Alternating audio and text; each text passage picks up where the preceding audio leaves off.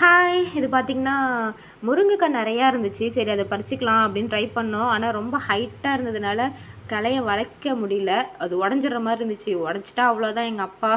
அதனால அப்புறம் அங்க ஒரு ரோஸ் இருந்துச்சு. சரி அத எடுத்துட்டு வந்து ட்ரை பண்ணலாம் அப்படின்னு சொல்லிட்டு ட்ரை பண்ணி பார்த்தேன். அடிச்சு அடின்னு அடிச்சா மாங்கு மாங்குன்னு அடிச்சாலும் 2 தான் கீழ விழுந்துச்சு. அப்புறம் விழல பாதி. சரி அப்படியே விட்டாச்சு. அதுக்கப்புறமா எங்க அப்பா வாங்க எடுத்துட்டு வந்து பறிச்சுக்கலாம் அப்படின்னு சொல்லிட்டாரு. கொஞ்சம் முருங்கைக்கீரையும் பறிச்சுக்கலாம். ஏன்னா ஃப்ரெஷ்ஷா இருந்துச்சு முருங்கைக்கீரையுமே. கொஞ்சம் முருங்கைக்கீரை சூப்புக்கு மட்டும் கொஞ்சமாக பறிச்சுக்கலாம் அப்படின்னு சொல்லி பறிச்சுக்கிட்டோம். இது பார்த்திங்கன்னா 10 செடி முருங்கை கன்று வச்சாங்க. 10மே வந்துடுச்சு. அதில் பார்த்திங்கன்னா இப்போ பிஞ்சே விட்டு காய் காய்க்கிற அளவுக்கு வளர்ந்துருச்சு முருங்கை செடி. இந்த சைடில் வந்து பார்த்திங்கன்னா பூசணிக்காய் வந்து ஆல்ரெடி நான் ஒரு வீடியோவில் காட்டியிருப்பேன். இப்போ அடுத்த இதுக்கு வந்து பூசணிக்காய் காய்ச்சிருக்கு. இது வந்து மஞ்சள் பூசணின்னு நினைக்கிறேன்.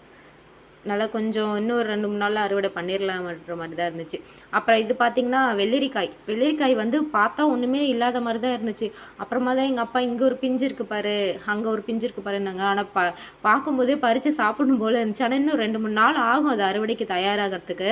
அதனால சரின்ட்டு 2, 3 நாள் ஆகட்டும் அப்படின்னு சொல்லிட்டு பார்த்து மட்டும் வச்சுட்டு வந்துட்டோம்.